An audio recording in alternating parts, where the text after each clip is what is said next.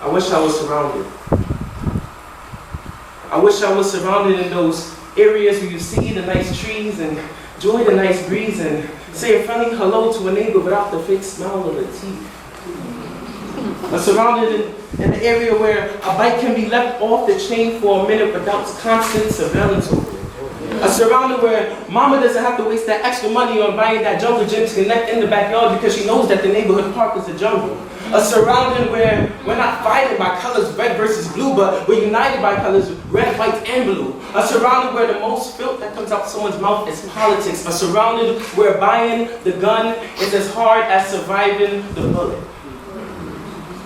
But that is not my surroundings. My surroundings consist of liquor stores where the old libraries used to be.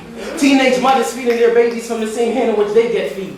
Young ones knowing gang knowledge over the knowledge of how much of their own is found dead at the scene of a crime. And yes, we're running out of time. Soon, too many young minds will be corrupted, and where you end up in life will be based on where you come from. A neighborhood where you've learned to fall asleep to the sound of gunshots, and the sound of a father molesting his child has become your new alarm clock. And somewhere in a cell, that same clock ticks away for a young girl wishing to not be beaten because she refuses to sell her body as a slave. And sadly, the only way out is to wish because she never learned to pray. And even if she did, she probably refused to bow down on her knees to thee because in her mind, where was he when she was unwillingly on her knees? Tormented for years by her own flesh and blood, and for years I've been surrounded by just flesh and blood. The blood from a young 8-year-old boy who died from a stray bullet. The blood from a homosexual being beaten because he dodged a straight bullet.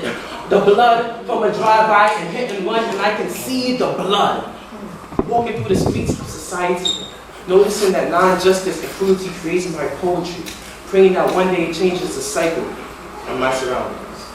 Thank you.